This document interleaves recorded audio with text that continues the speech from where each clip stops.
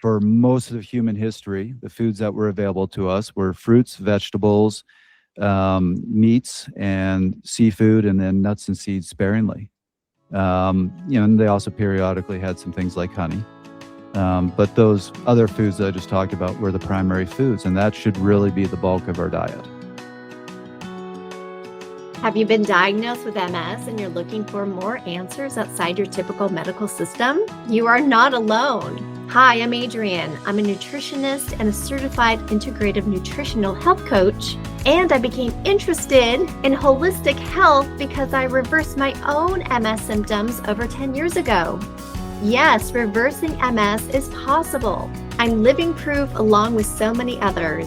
And I enjoy helping others reverse their symptoms too. Are you ready to learn a few things today? I am. Let's dive in.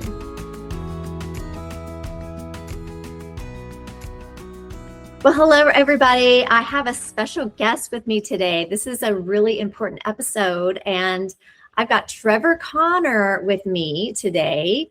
He is the CEO of the Paleo Diet LLC, and he's got a lot of information to share with us today. And as you all know, I help people reverse their multiple sclerosis, and the paleo-based diet is what helped me reverse mine. So I'm so excited to have somebody on who has deep smarts about this diet. So thank you for coming, Trevor. Well, thank you for having me. But as I said, I'm really looking forward to this. So I think we're going to enjoy it. Yeah, I'm excited to hear about your story. So can you tell us about how you got into this segment, like this career?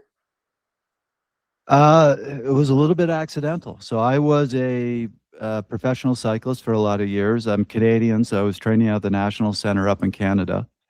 And as I was getting to the end of my cycling career, mostly because I was starting to have some health issues, I was getting sick all the time, so I just couldn't train as effectively. And I was in my late 30s, so I said, that's just the way it is. That's what happens when you get to that age. So kind of semi-retired and went back to school, and came down to CSU where Dr. Cordain was a professor.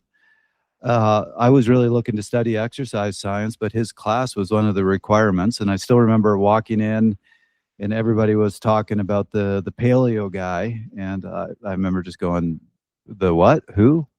Had no idea who they were talking about. So was interested in taking his course and took it my first semester there and absolutely hated the course because I had been studying traditional sports nutrition for years. And everything he was saying was against what I had been learning, and hated it so much. So I took that course in the spring. I actually spent the summer trying to prove him wrong.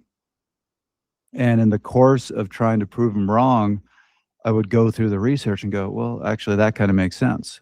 But this other thing has to be wrong. And I'd go and look at that and go, well, okay, that kind of makes sense too. And as I was doing that, I was slowly putting myself on the paleo diet without realizing it.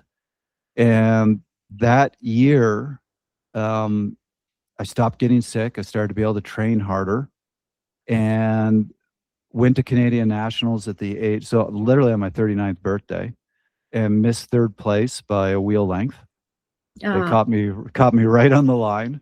But next year when I was 40, I went back to racing with a pro team and got myself ranked in the top 10 in the country. And that was 100% the diet. Wow. It's amazing what diet can do. It's huge.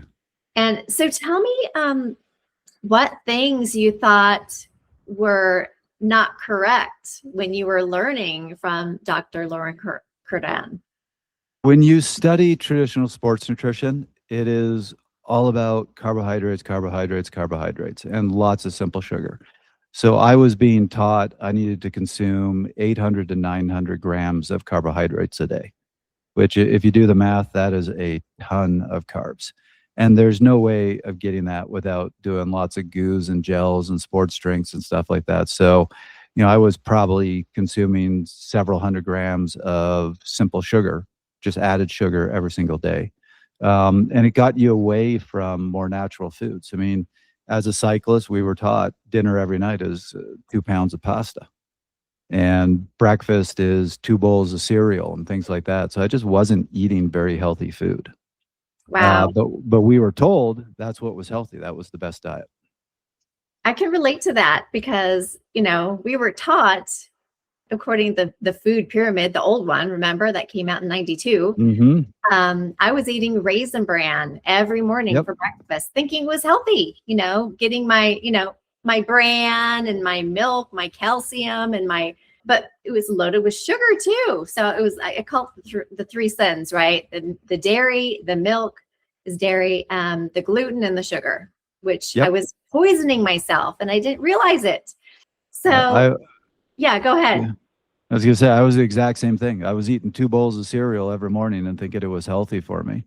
And actually, one of the things I loved is when I got to CSU, the nickname for Dr. Cordain was the cereal killer. Because he was anti-cereal. He was actually telling everybody that Cheerios are bad for you. Nobody could believe this. That's really interesting. That's funny too. I love the pun there. Okay, so after you took his class, what happened after that?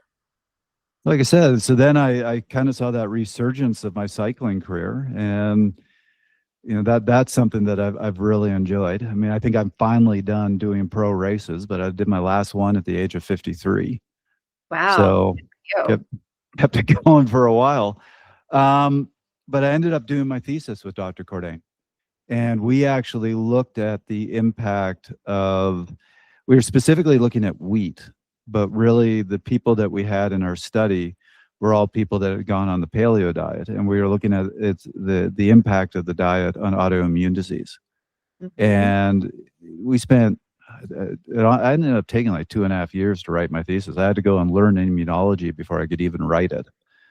But just saw really sharp and kind of exciting results in people that had made this change.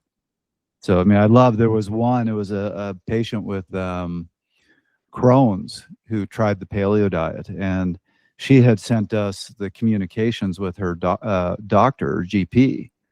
And first communication, the GP had put it, she sent me the doctor's notes, and the doctor had put in the notes, patient has decided to try a diet that I recommend against. I see this as dangerous, but was unable to convince the patient not to do this. And then like 6 months later, patient is still continuing to go against my recommendations and follow this dangerous diet. We've seen improvements in the condition. 1.5 years later, no signs of the condition, continuing to remain on this diet. I have no explanation. Wow. Isn't it incredible how doctors are not taught about nutrition in school or lifestyle for that matter? It's amazing what they don't know. It's one of those, I don't mind that they aren't. So, I mean, I've also, towards the end of my cycling career, I got into coaching, and have coached a whole lot of cyclists and really enjoyed coaching. But there's a lot of other things that cyclists need, like they need to be fit on their bike. I would never go and try to fit an athlete because I'm a coach, because I haven't been trained in bike fitting. And that's the one issue I have with doctors, is they should be saying, I'm not trained in nutrition, but they should find dietitians and nutritionists that they trust, that they could work with, and tell their patients, you should work on your diet. I can't give you recommendations.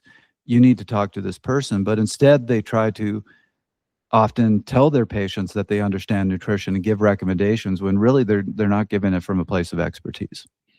Yeah, no, I agree with you totally. But I think they should get the basics right of good food and nutrition, and then hand it off to a health coach, like you and I. That way, we can help our clients stay accountable, and really, because there's a lot to it, right? So I want to tell you this too, Trevor. I live in Fort Collins. So you were saying that. Yeah, so Colorado State University is in my hometown. So 2 of my kids graduated from that college. And I also know that, and my daughter-in-law got her degree in dietetics there. So I know that Colorado State University is really big in nutrition and dietetics, which is fantastic. But the other thing that I find really interesting, and you told me this, and it's on your write-up too. So Dr. Loren Cordain is the one who did he patent it or register the name, the paleo diet? He's the one that really came up with it. Is that right?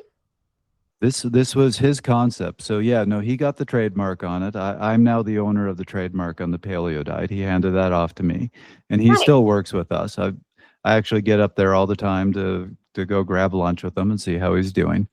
But yeah, he wasn't a professor in nutrition. He was a professor in exercise science, and he was a very avid runner, and decided he wanted to learn more about nutrition to basically help his running, and just started reading the research on the side. And one of the things I really admire about him is he went in with no bias. I've been in the nutrition world long enough to see there are so many people that go and study nutrition, but they go, I'm a carnivore, or I'm a vegan, or I'm this, or I'm that, and I want to go and find the evidence that my approach is right. He had no approach. He just wanted to see what the research says. And if you've ever met Dr. Cordain, he is a scientist through and through. I mean, I had to laugh when I took over the business from him. He sent me the financial statements for the business, and he had null hypotheses in the financial statements. He tried to do the finances like a scientific research study. It was funny. It's just, he is the most brilliant scientist I've ever met, but he can't think outside of that world. And he spent 15 years reading the research on nutrition, and at the end of all that just basically said, here's what the research shows. And that was the paleo diet concept. And he wrote a couple reviews on it. It was his wife who said, you really need to put this in a book, because if you put in a couple reviews, scientists will read it, nobody else is going to read it, and people need to hear this. So he wrote the books, but there was never an ulterior motive. He was just a scientist trying to get good information out there. Wow. That's incredible. And you and I talked before I hit the record button, but I also told you that I followed the Wahls protocol, right? And you said, so tell me more about this, because you said that he had conversations with Dr. Terry Wahls. So tell me about that. What do you know? What did he tell you about that? I mean, that's something, unfortunately, he would have to tell you more about, because I know they worked closely together. I think they even published a study or two together. Okay. But they worked pretty closely together before I got to know Dr. Cordain. I came in towards the end of his career. So, sorry, there's a quick tangent, but our chief science officer is Dr. Mark J. Smith. So Mark was Dr. Cordain's first graduate student, and I was Dr. Cordain's final graduate student. So we always joke, Mark got him excited and I made him retire.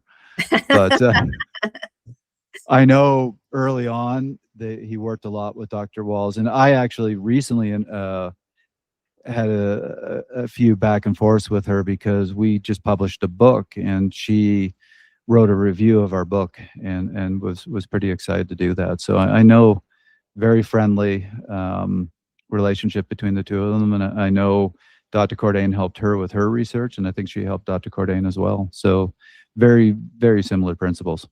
I love that. Okay, so let's get into the paleo diet. So can you just go over the basics, and then I've got some questions for you. Absolutely. So, I mean, I try to get this down to really simple concepts. It is basically just eating the way our bodies were designed to eat. And yes, understanding every one of us is unique, and there has to be some personal exploration and experimentation to find what's perfect for you, which is why there is no one paleo diet. Yeah. This is more principle based, but the principles are, for most of human history, the foods that were available to us were fruits, vegetables, meats, and seafood, and then nuts and seeds sparingly. And they also periodically had some things like honey. But those other foods that I just talked about were the primary foods, and that should really be the bulk of our diet. which, I always tell people that, and they go, well, that's what I was taught in kindergarten. I go, exactly. It's actually not that out there an idea. But it's also moving towards eating less processed, just whole nutrient dense foods. And Dr. Cordain talks about this all the time, the importance of nutrient density. And those foods that I just gave you are our most nutrient dense foods. Where unfortunately, and he and I actually created a table where we looked at the common foods in every food category and assessed them for nutrient density. And those 5 that I just told you, they were top of the list. Except for nuts and seeds, because nuts and seeds have a huge amount of calories in them. It's a different conversation. But basically, bottom of the list was legumes, dairy, and grains. Grains have the lowest nutrient density of any food that you can eat. So just focusing on nutrient-dense foods, focusing on less processed. I was actually just on a call with a couple of the people over at Non-GMO who are now doing a non-UPF certification. And I love what they're doing. And I said this to them, that I will make the argument that if you get processed and ultra-processed foods out of your diet, you by necessity have to eat a paleo diet. So if the trend is for everybody to just get away from processed food and eat more natural whole food, and they never use the term paleo again, I'll be happy. People are moving in the right direction. So here's a question for you. Because, the Wahls Paleo added a few grains, meaning like rice and quinoa and some gluten-free items. So really those are not paleo, right? Like the real paleo diet, those are really not a part of it, right? They're not. And I always tell people, here's the pure paleo diet. And then I have a conversation with them, because it's not a case where it's a black and white, where a food is really bad for you or a food is really good for you. Kale is great for you. If all you eat is kale, you're going to get sick. Yeah. I'm Canadian, so I like to tell people, probably the closest thing to something that is just purely evil is poutine, as much as I used to love the taste of it, which is for anybody who doesn't know, it's French fries with gravy and cheese curds. Oh, yeah. Not so good. Not so good for you. But it's a continuum. And a lot of these foods lie in different places on the continuum. So, for example, rice, yes, we're against grains. A lot of the grains, particularly wheat, are very high in anti-nutrients that can be damaging to your body. And like I said, basically what I was looking at is how these anti-nutrients can lead to autoimmune conditions in wheat. And I would say to anybody with an autoimmune condition, you just stop eating wheat. The impacts that wheat has on our inflammation, on the processes that lead to autoimmune disease is extraordinary. Rice doesn't have those anti-nutrients. So if you're going to pick one of those grains, I'd point you towards rice. The issue with rice is it's a very high glycemic index food. It doesn't have a lot of nutrient density. So it's calories, it's going to spike your insulin, and you're just not going to get much nutrient value out of it. Quinoa, one of the anti-nutrients that we were talking about is saponins, which can be very damaging to your gut. Quinoa has the highest concentration of saponins of any food in existence by an order of magnitude. Oh, interesting. Okay. So I generally tell people, don't eat quinoa. Okay. That's so interesting, because you hear that it has a lot of protein. It does. And then people always ask me about the beans too. So you said beans lack a lot of nutrients. Is that right? So they're low in nutrient density. Beans also are very high in anti-nutrients. I mean, one of the ways you can tell if a food is high in anti-nutrients is, can you eat it raw? If you went into a wheat field and tried to eat wheat raw, you would be violently sick for days. Yeah. Well, same. And it's like needles. It's like eating needles. You can't just take a piece of wheat and eat it. It wouldn't be a very enjoyable experience all the way around. Yeah. But beans are the same thing. If you tried to eat beans raw, you would get very sick. So beans have to be soaked for at least a day, which tends to get a lot of the anti-nutrients out, and then processed and cooked so that they're edible. And the counter argument we've always heard against this is, well, the processing and the cooking gets rid of all the anti-nutrients. But the research I've read, it gets rid of most of the anti-nutrients, but a small percentage remains. And that's actually really bad for us. It causes it to kind of fool us because, again, if you ate it raw, you would never eat beans or wheat again. Yeah, that is true. You would have a very bad experience and go, I'm never eating that again. Instead, we eat it, and the concentrations are so low, you don't get immediately sick. But these anti-nutrients cause disruption to your immune system, disruption to your gut that you don't immediately feel, but over time it adds up. And that's when you start seeing chronic disease. And it's very hard to put two and two together because you go, well, I've been eating wheat for a decade. So how could that now be causing this disease that I just got? Yeah. Yeah. Well, because it was a slow progression, right? Right. So I don't know how much you want me to get into the science, but so stop me if I'm going too deep. But are you familiar at all with the work of Hans Selye? I am not. So Dr. Hans Selye is kind of one of these revolutionary researchers of the 20th century that a lot of people haven't heard of. I mean, to give you an idea of his impact, before Dr. Selye, the word stress was only used by engineers. It was a very specific term about it, like if you put a brick on a piece of wood, the pressure that the brick is putting on the wood is called stress on the material. And that was the only way it's used. Dr. Selye brought it to biology and psychology. So anytime you say, I'm stressing about a presentation tomorrow, you can thank Dr. Selye for that. He was the one who brought the term stress over. He also was the one who named and really identified the roles of most of the catecholamines in our body. So for people who don't know the science, adrenaline, things like that, that was Dr. Selye. But, you know, sorry, I'm going too deep. I'll give you the very brief explanation. He spent decades coming up with something called the generalized adaptation theory, where he exposed mice and rats to very small quantities of different poisons to see how their body would respond to what he eventually started terming a stressor. And what he saw was initially there was a negative response to the stressor, but then you would go into this adaptation phase where you would be able to handle the stressor, and it didn't seem to have any impact on your body. But the negative consequence was you couldn't handle other stressors as well.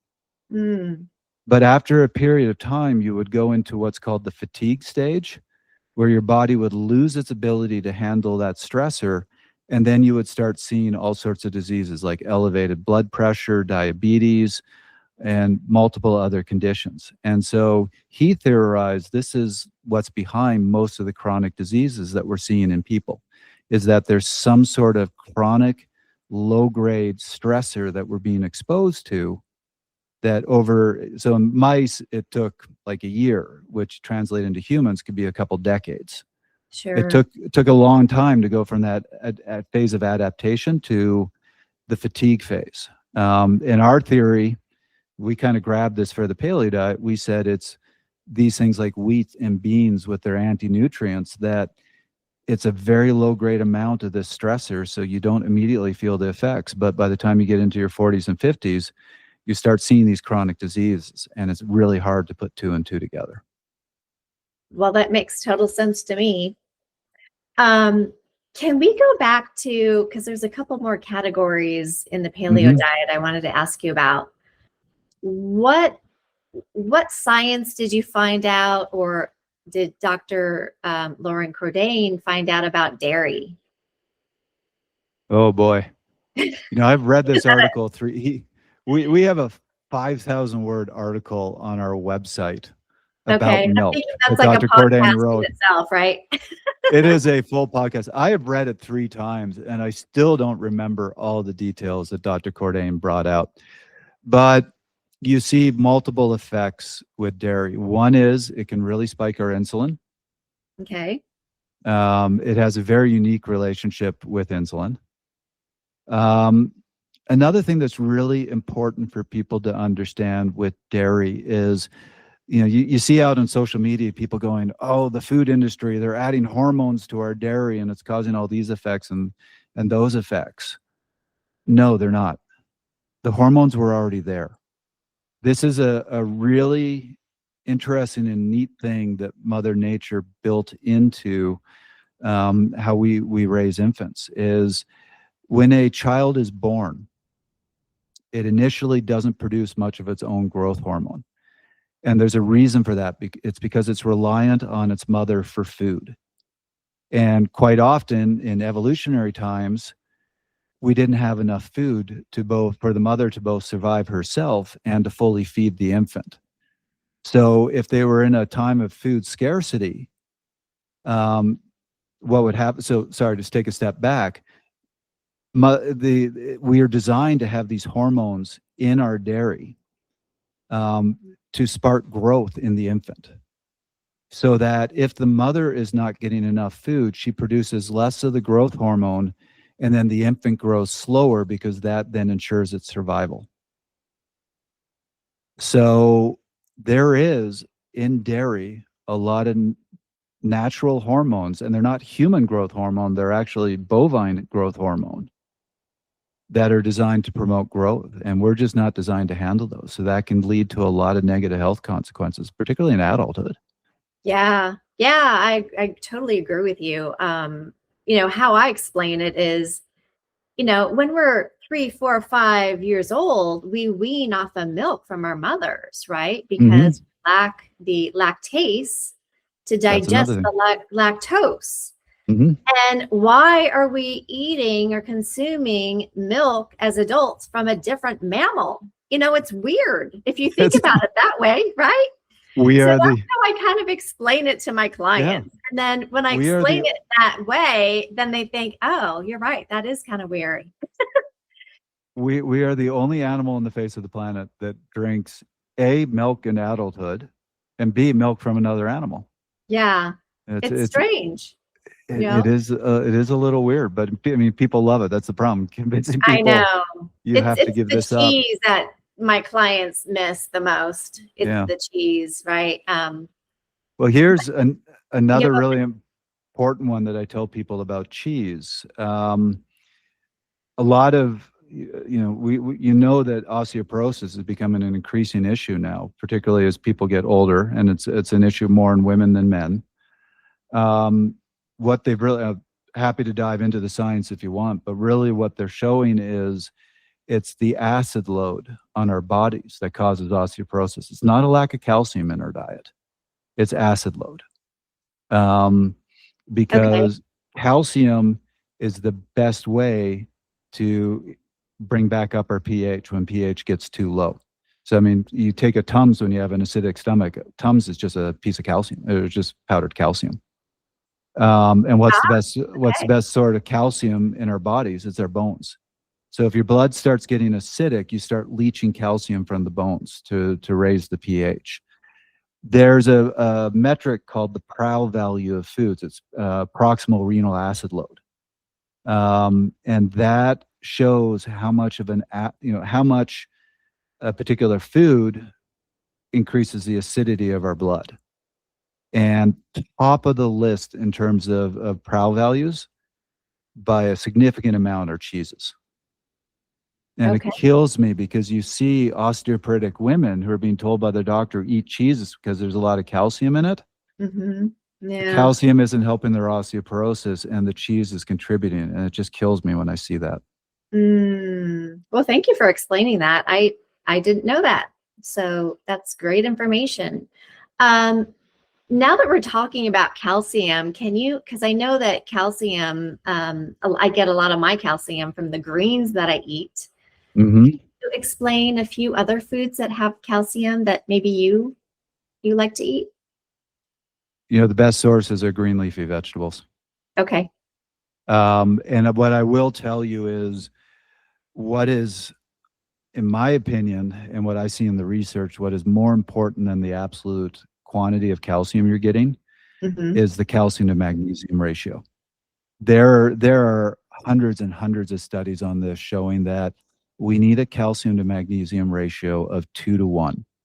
Most Americans get too much calcium and they don't get enough magnesium, particularly in women because their doctors tell them to take a calcium supplement. The Ah, average American gets about 4.7 to 1, so way more calcium than magnesium.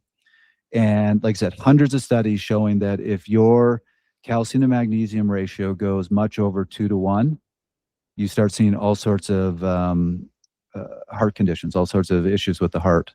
interesting. Likewise, if it drops too much, like you drop to 1 to 1, you'll start seeing heart issues as well. But that's less damaging than the too high on the calcium to magnesium. And so I always tell people, get your calcium from green leafy vegetables because it also has a lot of magnesium and you get it in the right ratio. Going Okay. back to the issues with dairy, dairy is 20 to 1. Wow. So you do not get nearly enough magnesium and you're getting too much calcium. Mhm. And something they don't report on a lot, and I don't know why, this is also in the research. Mhm. Women have now matched or exceeded men in heart disease.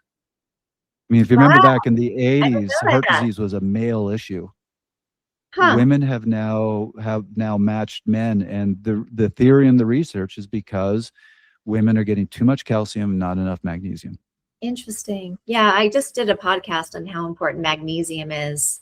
And I Hmm. take magnesium just because, well, I realized actually it was about a year and a half ago, I was getting lots of Charlie horses, like cramps in my Hmm. leg as I was sleeping. And I figured out, I'm like, oh my God, I don't think I have enough magnesium. Magnesium. So yeah, it can cause cramping, right? Or what else can it cause? Well, so magnesium technically in the body is something called a cofactor. So it helps processes in our body, and it's involved in over 200 processes. So kind of the answer to your question is, if you're magnesium deficient, what isn't it affecting? Ah, It yeah. affects processes all over your body, but particularly a lot of processes in your muscles. So yes, if you're magnesium deficient, you're going to have weakness, you're going to have pain, potentially cramping. There's going to be all sorts of issues. But yeah, whenever anybody asks me, "Oh, what's the consequences of magnesium deficiency?" I just sit there and go, I don't even know if I have the time to tell you the whole Because list. It's huge. yeah, because it helps us regulate so many systems in our body, Yes, right? Yeah, yeah. I did exactly. explain that in my podcast. Yeah, I learned a lot when I was doing research on that. So that's so interesting. Okay. Is there anything? Oh, I know what else I wanted to ask you about. Okay, fats, good fats, Hmm. right? We need good fats in our diet. So tell me what you would recommend, where to get the good fats. Well, again, you tend to find if you eat natural whole foods, you're going to get the right types of fats. One of the examples I love to tell people is a study that Dr. Cordain did early when he was researching the paleo diet was to look at the fatty acid composition of game meat, grass-fed meat, and then feedlot meat. And the fatty acid profile of the three meats was completely different. You see a lot more omega-3 fats in the game and grass-fed meat. You see a lot more saturated fat in the feedlot meat. Again, here you have really important ratios. One of the most important ratios in our diet is omega-3 to omega-6. Everybody likes to look at saturated fats and say, get saturated fats down, but you really need to focus on that omega-3 and omega-6 as well. And a lot of nutritionists will say there's no such a thing as too much omega-3, but there is such a thing as too much omega-6. It's not saying we don't need omega-6. It's just a lot of us have too much omega-6, not enough omega-3. And again, happy to go down this road and explain the physiology behind this. But if you go to the store and buy Tylenol, Tylenol is what's called a cyclooxygenase 2 receptor inhibitor. So cyclooxygenase 2 is a molecule that we produce that basically causes pain in our body. And if we get too much omega-6, we produce a lot of it. If we get a lot of omega-3 and less omega-6, we produce cyclooxygenase 1, which is anti-inflammatory. So really good reason to get omega-6 down, get your omega-3s But what I'll say overall about fatty acids, we're always trying to find a boogeyman of this one's bad for you, that one's good for you, and everybody's arguing about which one is bad, which one is good. I see it differently. All the cells in our body, their membrane is made of fatty acids. We have all sorts of different molecules and particles in our body that likewise have a fatty acid membrane. And we need to be building those membranes all the time. And our body has a really neat way of saying, I would like to be using this fatty acid to build this membrane, but if it's not available, I'm going to use whatever fatty acids are available and just create a less than optimal cell or a less than optimal particle.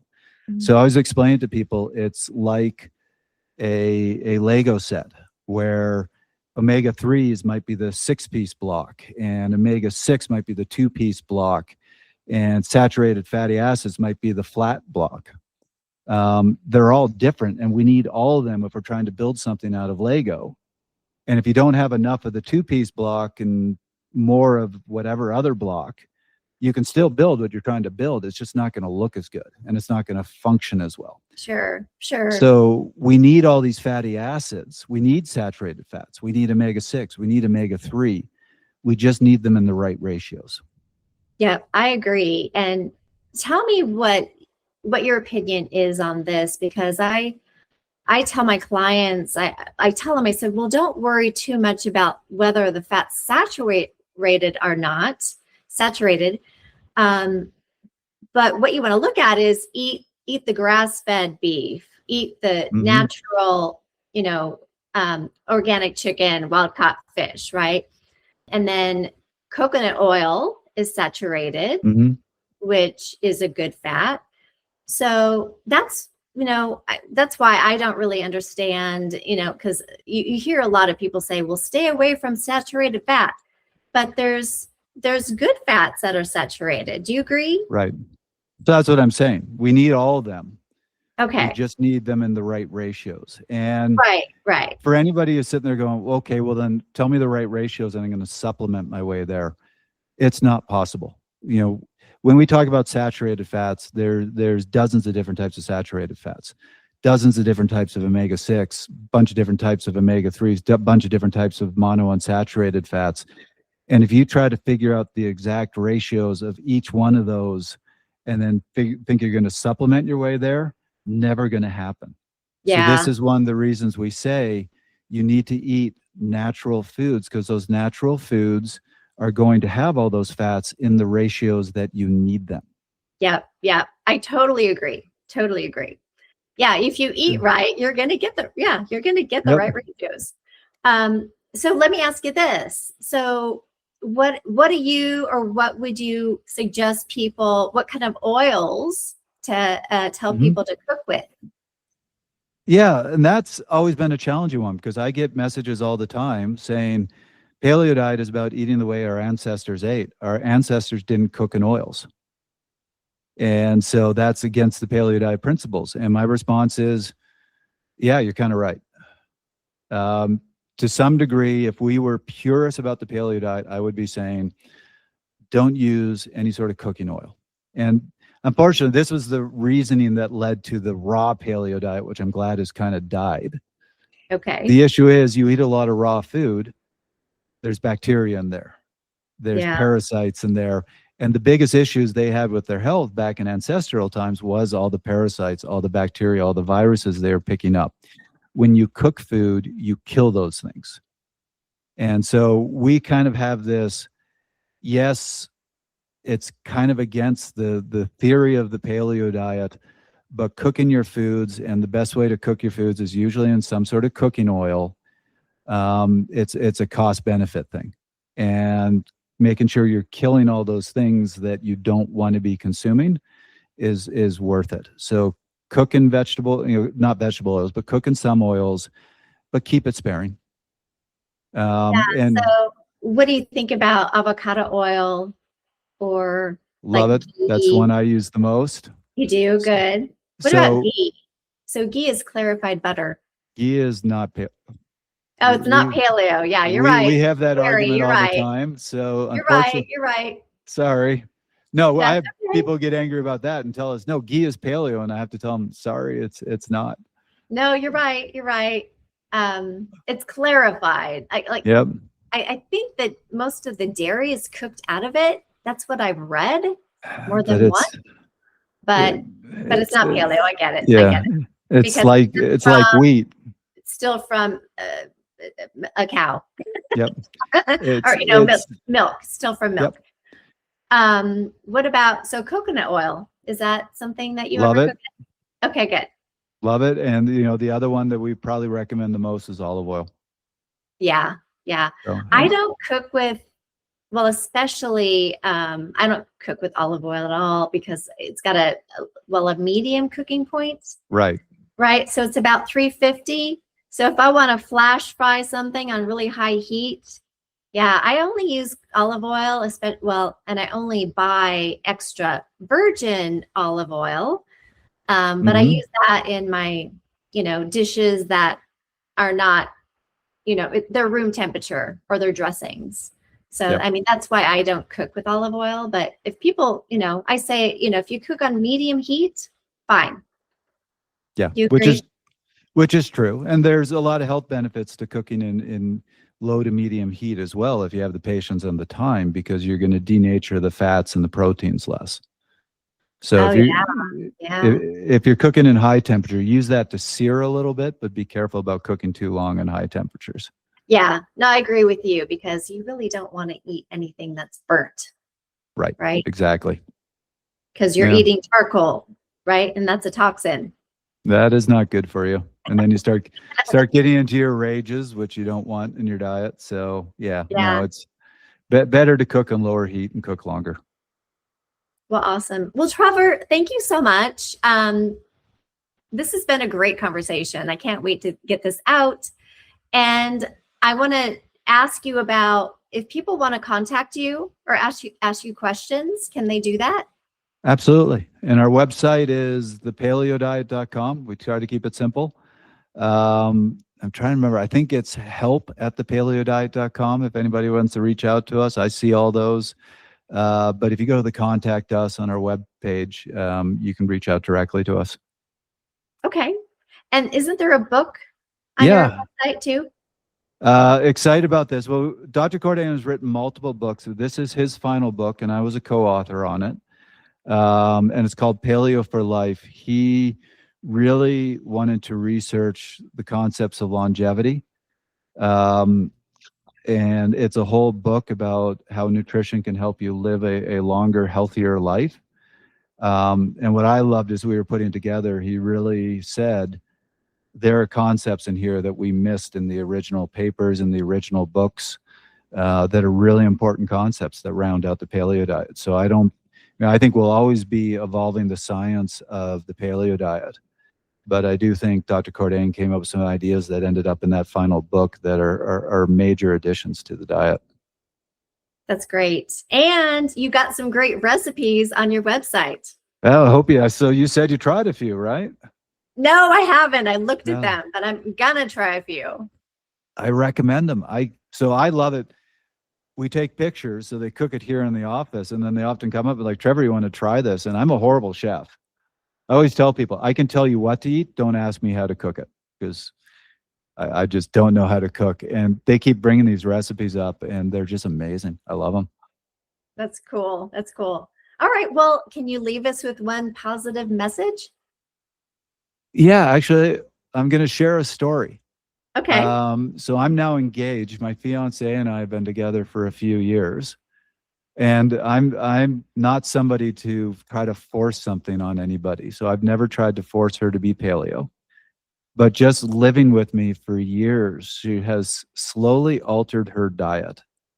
And when we first started dating, like we would go out to restaurants and she's like, I don't get why you don't eat the bread. The bread is so good. Or I don't get why you don't eat this. And I could never give up that. And this weekend was the Super Bowl. It was just kind of a given. Like I even do this. I go, during the Super Bowl, I'm not paleo. You just got to eat junk. That's part of the Super Bowl experience.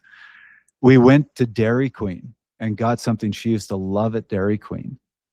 And we're on the car ride to go watch the football game.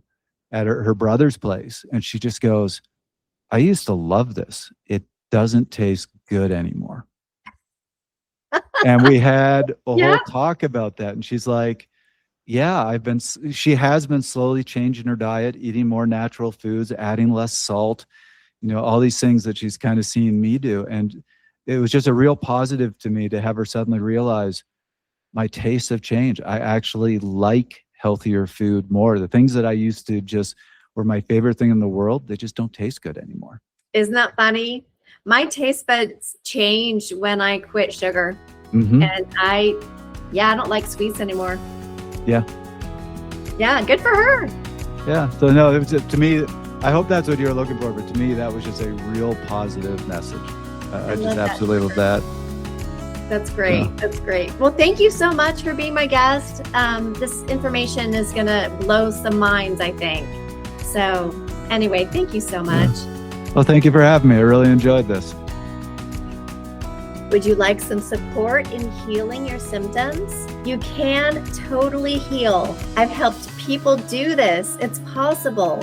So if you want help, reach out. You can email me at info@nourishyourway.com, or you can go to the Work With Me page on my website. And that's nourishyourway.com. And you can get on my program and I'll help you get back to health. Don't wait any longer. You deserve to get your healthy life back.